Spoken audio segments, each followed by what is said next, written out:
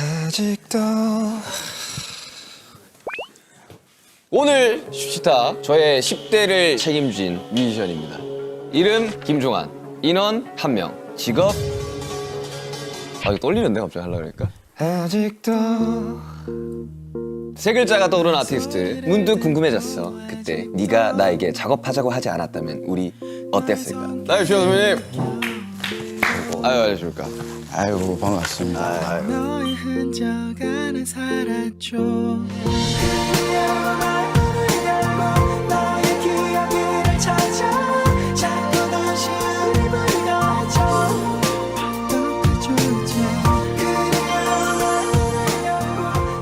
환영합니다. 아 정말 반갑습니다. 설마 발렌티노인가요? 또 엠버서더니까 예의를 갖추고자. 얼마 전에 입었던 거 같아요. 공연할 때. 그러니까. 내일보컬 김종환 형님 어느 날 갑자기 문자 한 통이 왔었었죠. 슈치타를 같이 하고 싶다고.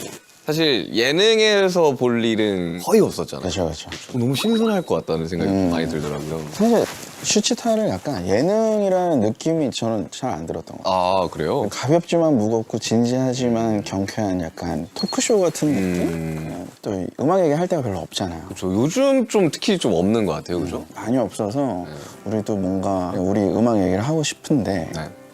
여기를 아니야 이건 또 아닌 것 같아. 여기 나가서 음악 얘기 별로 못할 것 같고 그러다 보니까 안 하게 됐는데 유일하게 진짜 슈치타가 딱 그런 얘기를 다 할 수 있을 것 같은 프로그램인 것 같아서 그렇죠. 저는 형님을 처음 뵀을 때가 그때였던 것 같아요. 에픽하이 형들 쫑파티 때. 맞아요. 그게 몇 년도지? 제가 이런 거 기억 좀 잘하는데 2017년. 신발장 네, 신발장 앨범이었어요. 그때 좀 늦게 왔었나? 네, 제가 그때 스케줄 있어가지고 맞아. 갔다가 어때요? 그때 혹시 기억나세요? 기억나죠? 왜냐면 너무 인상적이었던 게 네. 번거지 옷을 쓰고 있었어요. 금발이었어요, 저 그때. 근데 술을 엄청 빨리 먹었어요.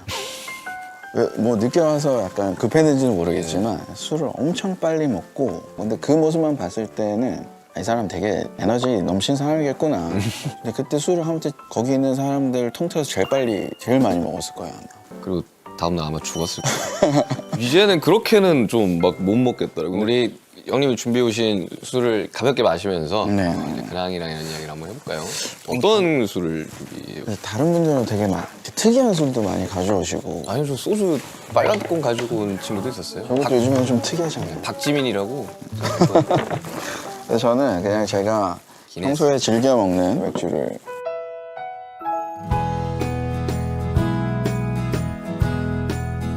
제가 따라드릴까요? 좀? 조심해요. 이게 색깔이 네. 까매진 다음에 먹어야 된다고 아, 그래요? 따른 다음에 맥주에는 또 치킨이지 않겠습니까? 제가 100% 통다리 쌀로 만든 순살 치킨을 준비했습니다.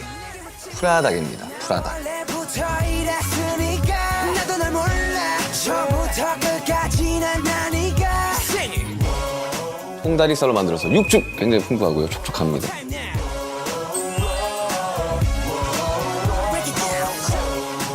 드셔보시면 할라피뇨도 있고 그럴걸요.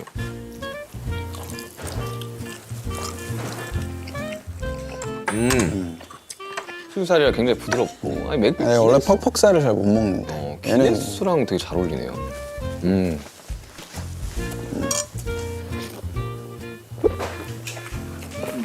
진짜 촉촉하다. 야 이거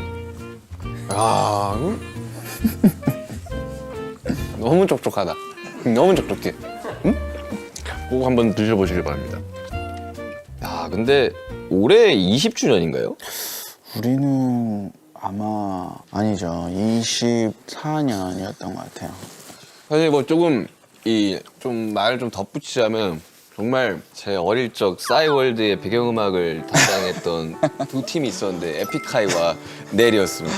아유 제 초, 중, 고까지를 정말 책임져준 지금 제가 하고 있는 음악의 감성과 구성과 여러 가지 형태들을 참 두 팀을 보면서 좀 많이 영향을 엄청 받은 것 같아요. 정말 뿌듯하네요. 왜냐하면 사실 요즘에야 뭐 이모 힙합 해가지고 막 그런 좀 우울한 감성들이 막 맞아요. 또다시 이렇게 또 한국에서 그 시초가 아니었나. 최근에 다시 앨범을 들으면서 참 영향을 진짜 나도 많이 받았었구나라는 생각이 들어요. 사실 뭐 저도 이제 많은 선배들을 뵙지만 이렇게 꾸준히 뭔가를 하기가 사실 쉽지 않다고 들어요.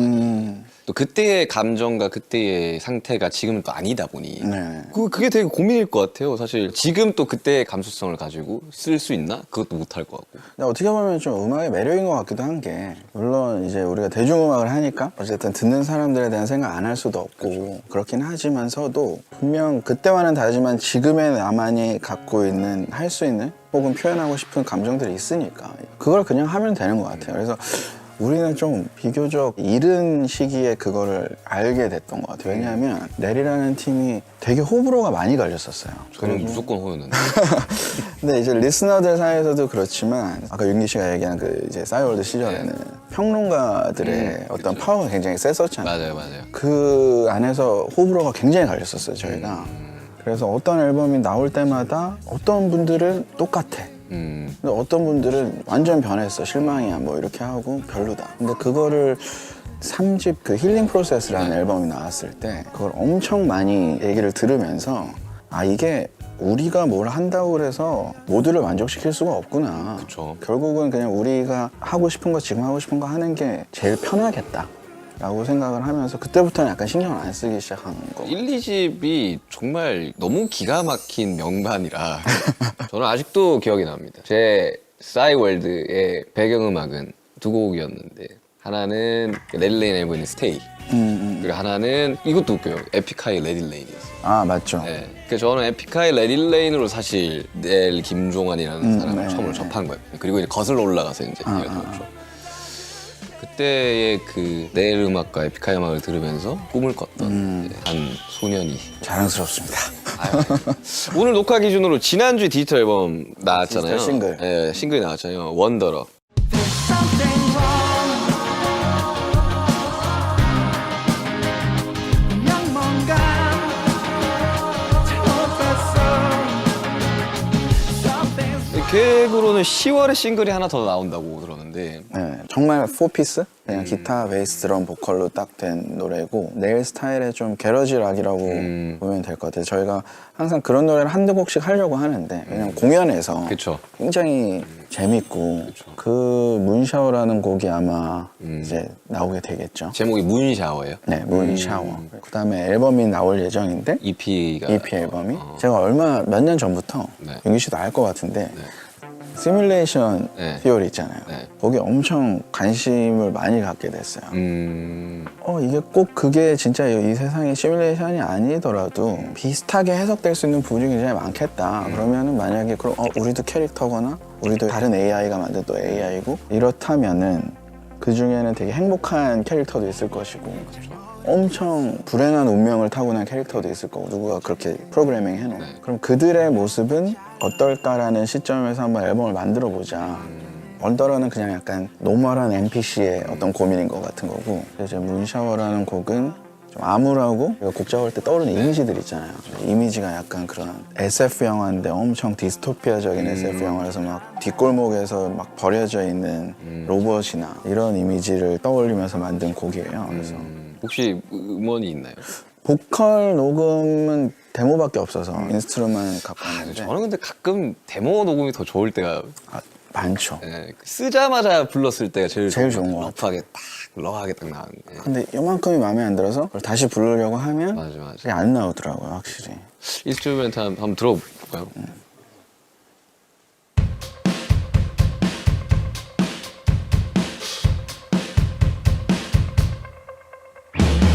새롭게 태어나 이 푸른 달빛아래 더 크게 울려라 영원한 맘으로 그는 넓게 한 지독한 망한 속에 서벗어난 오늘을 새벽 시간 속에 정말 내일만의 이 감성. 그럼 어느 정도 완성이 됐나요? 인스트 녹음은 거의 끝났고 음. 보컬 녹음을 해야 되는데 이게 보컬 녹음할 때는 약간 이게 그러면 안 되지만 사실 좀 뭔가 필이 와야 되니까 네, 그래서 계속 시기를 보고 있는 중이죠. 언제 오나. 블러 형한테 들었던 걸로는 이 필이 빡 왔을 때 쫙 가는 스타일이라고 느끼긴 했었거든요. 그럼 데드라인이 있어요. 그때까지 무조건 믹스 넘겨야지 이제 우리가 생각했던 그 일정의 앨범이 나올 수가 있어. 근데 필이 안 와요. 그럴 땐 어떡하세요? 그것도 우리가 그래서 회사를 만든 이유 중에 하나인 것 같긴 해. 그러니까 뭐야, 우리가 우리 음악을 하는데 그때 당시의 생각으로는 우리가 지금 만족스럽지가 않은데 이걸 내야 돼? 근데 이제 뭐 유통사랑 이런 게 다 정해져 있고 지금 뭐 방송도 잡혀져 있고 이러니까 그것 때문에 우리가 앨범을 내야 되는 거야. 이거를 아쉬운데도. 그것도 약간 우리가 회사를 만든 것 중에 하나의 이유였어요. 근데 그러고 나서는 이제 계속 딜레이가 그러니까요. 됐었지. 그러니까 이게 앨범 며칠간 나옵니다 이런 다음에 네. 안 돼 다시 뭐 믹스 다시 하고 뭐 이러면서 점점 길어지더라고요. 근데 요즘에 다시 느끼는 거는 그 마감 효과라는 게 또 있는 거예요. 맞아요. 많이 얘기하잖아요. 네, 이거 맞아요. 한 달을 준다고 해서 이게 되게 여유롭게 작업을 하는 게 아니라 맞아. 마지막 한 3일에 그냥 맞아요. 그 마감 효과로 엄청 집중력이 올라가고 약간 그런 것 같아요. 그래서 저도 아시죠? 그 곡도 잘 나올 때 쫙 써놔야지 그쵸. 가지수가 늘어나는데 예를 들면 저처럼 지금 이제 앨범 작업 안 한 지 좀 되면 예열하기가 너무 어려운 거예요. 그 모드로 들어가기가. 그 모드까지 들어가기 어려워서 저는 그 앨범 만들 때 다음 앨범을 구상하면서 한 절반 정도를 좀 만들어 놓는 거예요. 그러면 이제 어떤 시작점이 있으니까. 그래서 사실 이번 것도 D2라는 앨범을 할 때 한 절반 정도는 써놨던 거예요. 진짜. 그래서 그 로드 투 디데이였나? 다큐에서도 그래서 그 전에 써놓은 것들을 굉장히 오랫동안 작업했던 게 D2 때 써놓은 곡들인 거구나. 어땠을까도 사실 지금 3년 전 나온 거지만 그 시점부터 2년, 3년 전에 써놓은 거. 멜로디랑 거의 다 끝내놓은 상태고 편곡만 좀 바뀌면 되니까 좀 트렌디하게 그렇게 저는 하는 편인 것 같아요. 그래서 지금도 좀 써놓은 곡들이 좀 있어가지고 다음 앨범을 어떻게 만들지라는 그런 생각을 계속 하게 되더라고요. 어떤 대략적인 구상은 있어요? 컬러는? 제가 요즘 그래서 좀 여쭤보고 싶었던 게 이번 공연이 공연 보셨잖아요. 맞죠. 너무 잘 봤어. 그래서 어떠셨어요? 전반적으로 그러니까 밴드들도 있고 그리고 이제 랩과 보컬의 경계도 너무나도 이제 없어진 상태. 그렇죠. 그래서 오히려 저는 좀 밴드 사운드를 좀 더 하고 싶다라는 생각이 좀 많이 들더라고요. 공연 봤을 때는 진짜 빈마에 되게 이상적인 느낌이었어요. 왜냐하면 일단 길이도 완벽하게 내가 제일 좋아하는. 2시간. 그거 아마 생각하셨을 거예요. 네, 맞아요. 이게 예를 들어서 나도 막 내가 너무 좋아하는 뮤지션들이 이제 공연이 오잖아요. 그럼 공연 보러 가면 그 사람이 관객으로서 120% 집중할 수 있는 시간은 정해져 있는 것 같아요. 체력도 정해져 있고. 그래서 항상 얘기하는 게 딱 2시간이 정말 좋다. 왜냐면 끝나면 너무 후련하고 막 멋있어. 또 보고 싶어. 이게 맞아요. 막 이렇게 교차하니까 시간도 너무 좋았는데 일단 뭐 연출이나 이런 것들도 진짜 준비 많이 했구나. 너무 고생했을 게 너무 보이는 거야, 진짜. 근데 되게 좋았던 거는 스타일이 여러 가지의 음악이 한 가지로만 쭉 가지를 않으니까. 그러니까 되게 공연이 하나의 쇼라고 본다면은 그 쇼가 되게 완성도가 높고 흐름이 되게 좋은 느낌을 받았거든요. 사실 D2 전에 그냥 어거스트 앨범도 그때는 되게 좀 화가 많았잖아요. 윤기식 되게 세고. 근데 그런 곡들도 있고 또 반대로 사랑이나 이런 곡들도 있기 때문에 오히려 공연에서 더 시너지가 나는 것 같아요. 어릴 적에 이제 동생들한테도 가수는 음악을 하는 사람이기도 하지만 콘서트와 공연을 하는 사람이다. 사실 이 두 개를 떼어낼 수가 없잖아요. 그렇죠. 앨범이 최종적으로 완성되는 건 공연에서 완성이 된다고. 그렇죠. 그거 약간 공연은 약간 종합 예술 같은 맞아요. 느낌이잖아요. 나는 사실 오감을 다 만족시킬 수만 있다면. 그래서 사실 우리 같은 경우에도 되게 옛날부터 조향을 했었고 공연장에.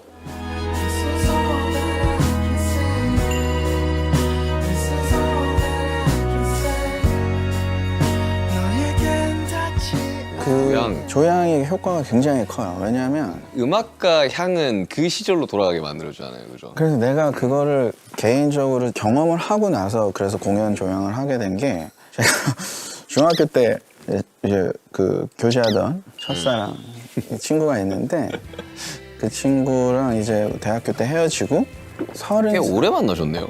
맞아요. 그때도 제가 외국에 있을 동안에도 만나고 했어서 연락을 계속 하고 한 5년 반 이 정도 만났었는데 그러고 나서 이제 한 30살쯤에 우연히 그 연락이 돼서 거의 10년 만에 본 거죠. 이제 성인이 됐으니까 뭐 맥주 한잔 먹으면서 얘기를 하고 어떻게 지냈냐. 근데 그냥 별 느낌이 없었어요. 시간도 너무 오래 지났고 그래서 그렇구나 넌 이렇게 살았구나 난 이렇게 살았어. 그러면서 이제 그래 들어가라 이러면서 이제 뭐 허그를 이렇게 하잖아요. 근데 그 냄새가 그게 향수 냄새였을지 혹은 그냥 뭐 그 사람이 갖고 있는 특유의 채취였을지는 모르겠지만 냄새가 똑같더라고. 근데 진짜 그 냄새가 딱 맞는 순간 내가 중학교 때 고등학교 때로 돌아가는 기분이 드는 거예요. 그 시절로 돌아가죠. 그래서 내가 그날 좀 되게 충격적이어서 그게 헤어지자마자 우리 멤버들한테 막 연락해서 가서 또 술을 먹었어요. 그래서 이런 일이 있었다. 이게 장난이 아니다. 이 후각이라는 향이라는 게 오히려 어쩌면은 다른 무엇보다 청각적인 거, 시각적인 것보다 훨씬 시간을 되돌리는 힘이 강할 수도 있는 것 같다. 그래서 우리가 공연에서 그럼 조향을 해보자. 그거 어떻게 뿌려요? 그 이제 공조 시스템에다가 거기에. 거기에다가 넣어서 이제 뿌리는 거죠. 근데 그렇게 했더니 팬들도 아니나 다를까 그 향만 맡으면 그 공연이 생각이 난다. 사실 미각만 빼면은 촉감도 어떻게 보면 우리가 뭐 우퍼의 울림이나 이런 것들이 그냥 일반적으로 우리가 음악을 들을 때 느낄 수 없는 거니까 네 개의 감각은 만족시킬 수 있다고 보거든요. 근데 아까 윤기 씨가 얘기한 것처럼 결국 뮤지션의 음악이 가장 빛을 발하고 가장 거대한 뭔가를 팍 하고 보여주는 건 공연인 것 같아요. 내가 돈을 주고 공연을 보러 왔던 사람한테 최고의 순간을 맞아. 보여줘야 되는. 그러니까 이제 관객 입장에서도 가수의 행복한 표정을 보면 되게 행복하시겠지만 가수 입장에서도 관객들의 이 행복한 표정을 보면 사실 그 기억이 잊혀지지가 않는 것 같아요. 특히나 이번 공연 끝나고 후유증이 엄청 심했어요. 항상 그게 좀 안타까웠던 게 댄스 가수의 무대를 보면 춤을 추기 시작을 하면 관객이 좀 즐기기가 좀 어렵더라고요. 보기만 해야 되니까. 근데 거기가 너무 또 화려하니까 뭔가 이번에 춤 다 빼. 그러니까 이렇게 사람들이 놀 수 있고 막 욕하고 이런 되게 자유로운 공연도 좀 보여주고 싶었거든요. 그게 굉장히 멋있었어요. 그 정도의 함성을 진짜 저도 뭐 롤링홀 악스부터 스타디움까지 가봤지만 그런 함성을 처음 들어봤어요. 평소 때보다 좀 많이 큰 거였나요? 나도 깜짝 놀랐어. 첫째 날 오셨나요? 첫째 날?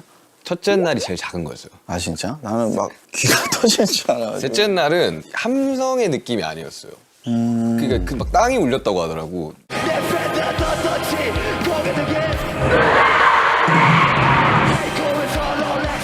근데 그 공연장에 와서 비단 2시간, 3시간만이라도 스트레스 풀고 그럼 또 몇 달을 살아갈 힘을 얻는 거고 그게 이제 내 역할이구나. 예전에는 그냥 내가 자아 실현을 위해서 음악을 막 만들고 그로 인해서 막 내가 인정을 받고 이런 게 더 즐거웠다면 이제는 그냥 그 사람들이 행복한 게 훨씬 더 즐겁더라고요. 근데 첫날에 오신 게 아마 좀 좋았을 것 같은 게 제가 셋째 날 너무 울어가지고 아 어땠을까 하면서 제가 이제 서울 올라온 지 13년이고 음악을 만들기 시작한 건 17년, 18년이 됐고 그게 주마등처럼 막 쫙 지나가는데 기타 치는데 막 눈물이 너나가지고 진짜 못생기고 그랬거든요. 그래가지고 이렇게 눈물 한 방울만 탁 흘렀으면 참 어땠을까 하는데 진짜 막 오열을 해가지고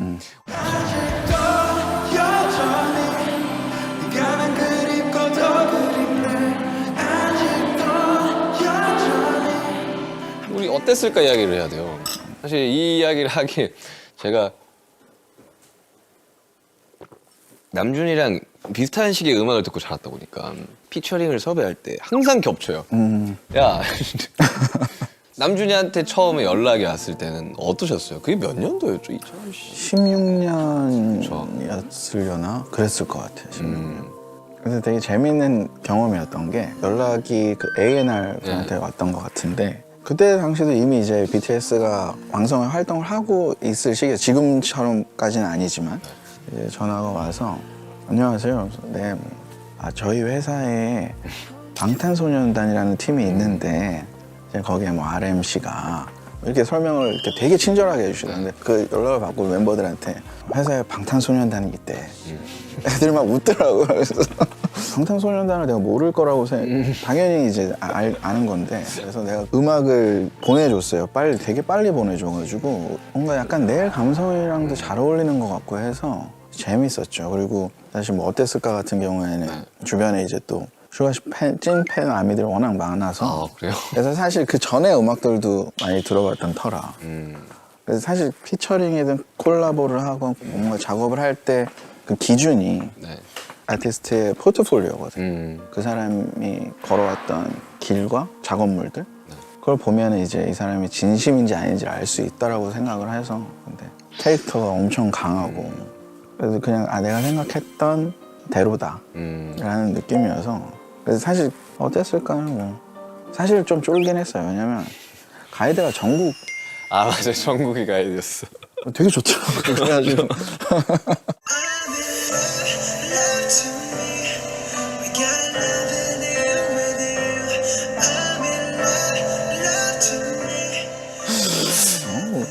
이거 어떻게 해야 되지? 약간 처음에 그러긴 했는데. 그 이후로 회사에서 정국이를 가이드를 쓰지 말아달라고 했었어요. 그러면 이제 부담스러워. 네, 사람들한테 이제 갑자기 멤버 이야기로 새서 그렇지만 정국 굉장히 뛰어난 보컬리스트라고 생각을 하거든요. 그 가이드를 딱 들려줬을 때 사람들이 이거 좀 결이 다른 느낌을 받았을 때 내가 이 느낌을 낼 수 있을까? 나도 처음에 그런 느낌이었어. 그러니까 이게 그 정국 씨가 스타일이 되게 뚜렷하니까 내 스타일대로 원래 소화를 해야 하기를 바라고 아마 윤기 씨도 보냈을 텐데 자꾸 그 스타일을 따라가고 싶어지는 거야. 이게 좋으니까 또 듣기에. 근데 어땠을까 작업할 때 다른 작업을 다 멈추셨었다고요? 네, 그때 작업을 하고 있던 게 있었는데 네.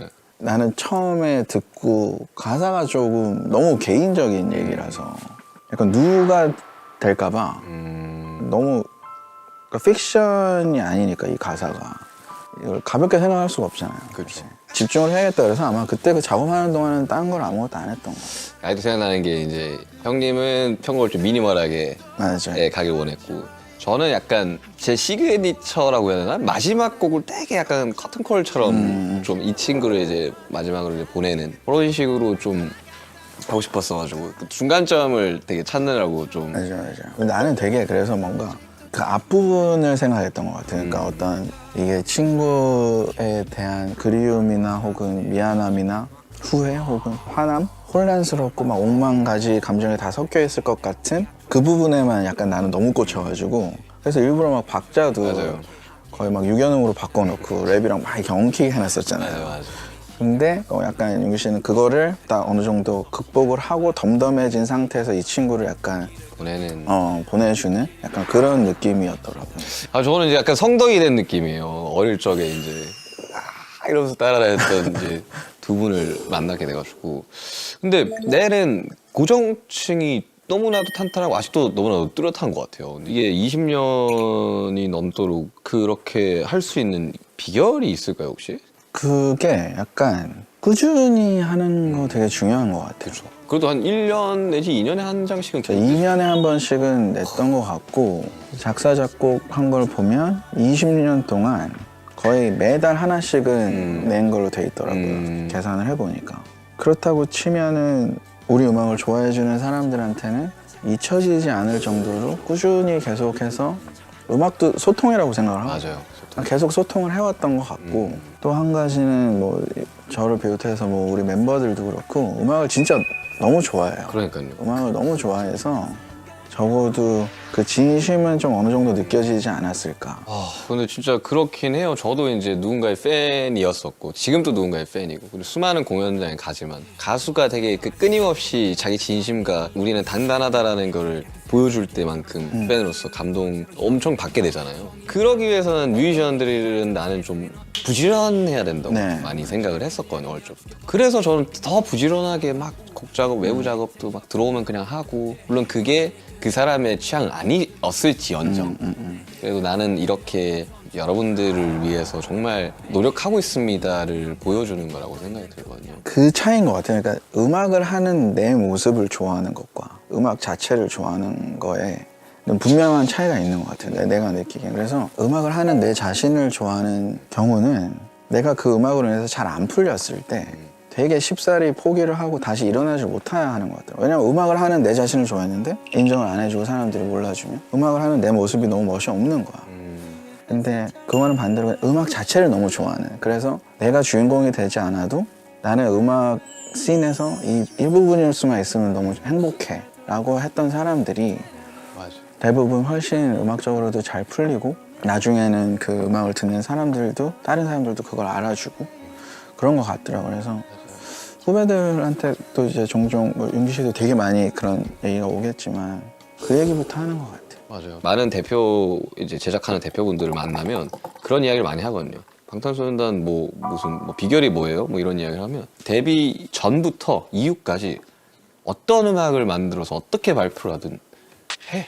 이랬었어요. 이게 진짜 뭐 욕먹을 것도 알아. 네가 하고 싶은 걸 해. 그래서 그런 것들을 좀 많이 배우면서 솔로를 나오려는 이제 후배들한테 조언을 좀 많이 해줘요.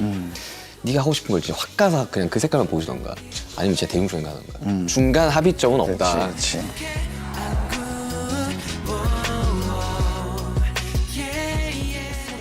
조언 이야기를 하다 보니 이제 지금은 이제 정말 대선배가 되신 좋아하는 형님이지만 저는 되게 무서운 사람으로 약간 한때 기막마 시절이 있지 않았습니까?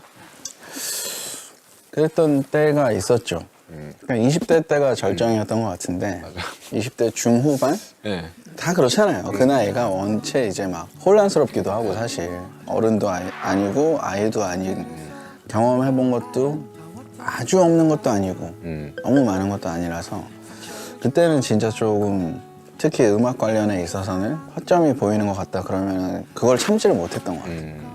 내 스스로에게도 그러고 같이 주변에 있는 사람들한테도 막 다그치는 게 엄청 많았고 막 공연장에서도 약간 마이크에 대고 막 이게 말이 되냐 뭐 이게 장난인 것 같아 막 약간 이런 게 있었어서 뭐 흑역사라면 흑역사고 근데 제 정신적 멘토는 오아시스였어요. 오아시스의 이제 리암 갤리거를 되게 좋아했었고 제가 해외에 어렸을 때 나가 있을 때 적응을 하기가 좀 힘들고 이랬을 때 그때 그 오아시스 인터뷰를 봤는데 너무 멋있는 거야. 그러니까 막 거침이 없고 야 뭐 무서울 거 없어. 니네도 하면 돼. 세상 뭐 약간 이런 분위기니까. 그래서 이제 그거를 굉장히 철석같이 믿고 믿고만 있었어야 되는데 실제로 그렇게 살아야지 라고 하면서 이제 뭐 그때 당시에는 다들 그랬던 것 같아요. 다 뭐만 하면 힙합이네, 락이네 뭐. 그렇죠. 그런 거 많았어요. 막 선배들도 보면은 막 아씨 뭐 락이 뭐 그런 게 어딨어 뭐. 아 근데 지나고 보니까 그럴 수 있어. 그럴 수 있는 거야. 그럴 수 있더라고요. 유학 시절 이야기를 하면 그때 당시에 10대 김종환은 되게 분노가 굉장히 컸다고.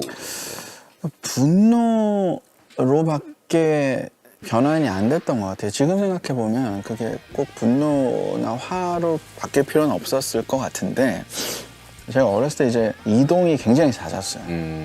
초등학교만 5개를 나오고 중학교도 2개, 고등학교도 2개 이러니까 초중고를 졸업하는데 학교를 거의 9개를 다녔으니까 이게 좀 적응을 하기가 소속감도 좀 네, 소속감이 없고 생각해보면 이제 그게 되게 컴플렉스처럼 이게 한국도 아니고 문화도 다르고 다 인종도 다르고 하니까 결국에는 그게 쌓이고 쌓여서 나중에는 약간 화가 됐던 것 같아요. 그 친구들은 잘해주려고 하는데도 나는 얘네가 나 지금 놀리는 건가? 피해의식도 피해의식이 막 생기고 그래서 그게 계속 쌓여 있어서 한 20대에는 한국에서 이제 팀을 하면서도 그게 계속 있었던 것 같아요. 사실.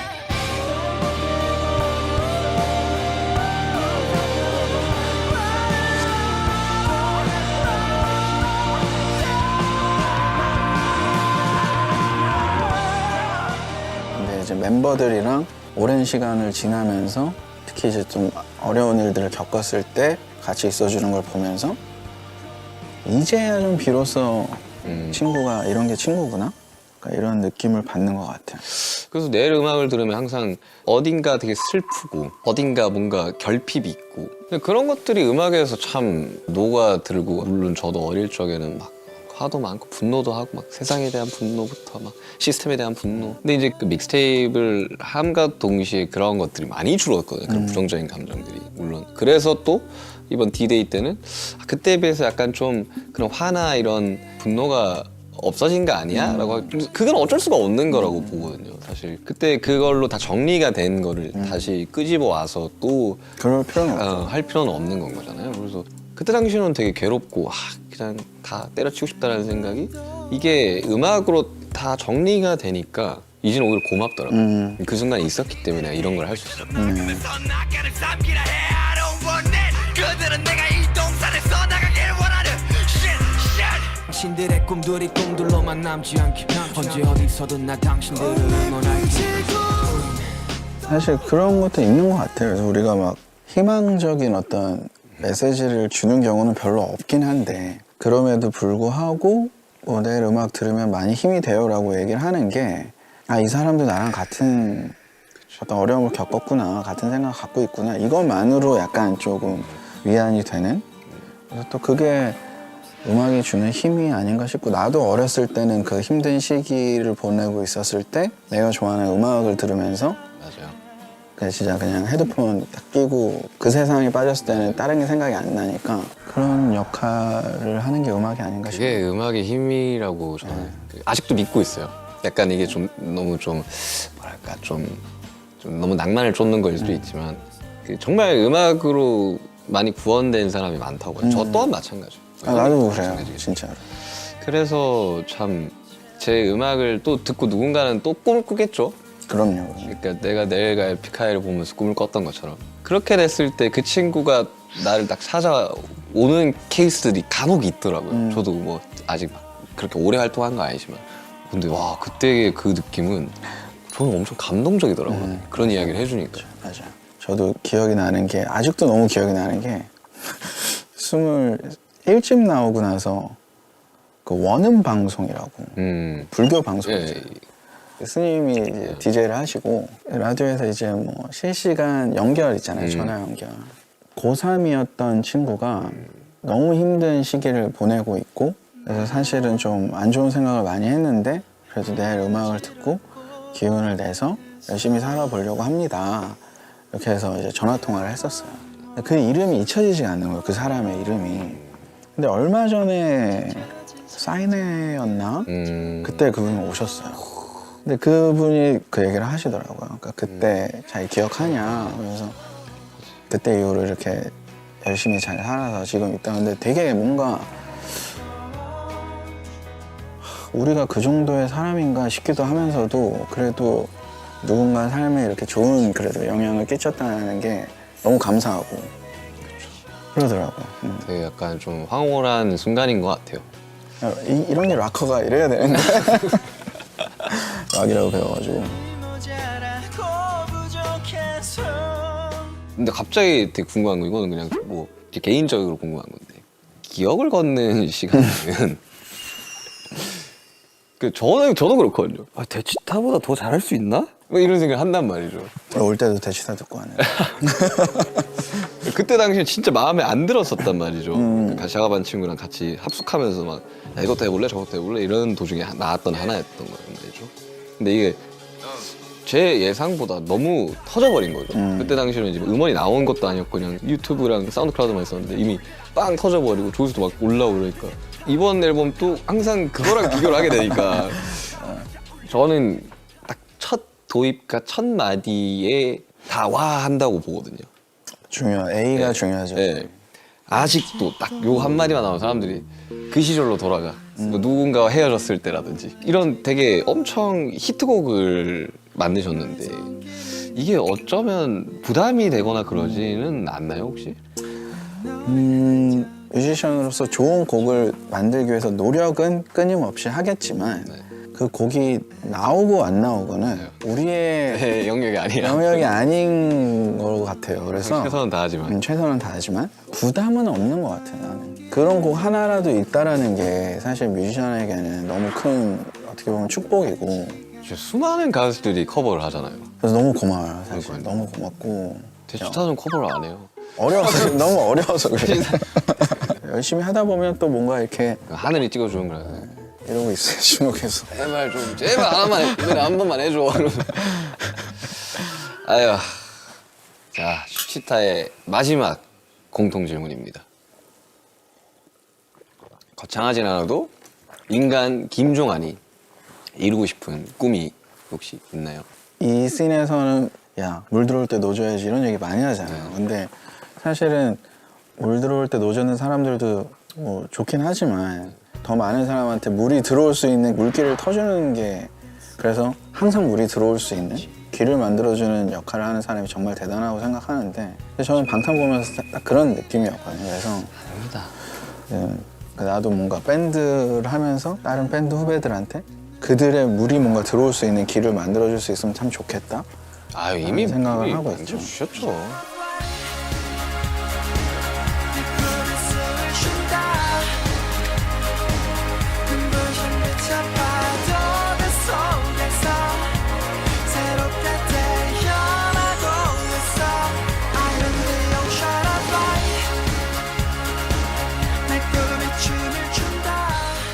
나만 캔이야. 정말 너무 즐거운 시간이었습니다. 아이고, 초대해 주셔서 너무 아닙니다. 정말. 앞으로도 집에 있는데 앨범이 대구에 있는데 이제 사인 받았어야 되는데.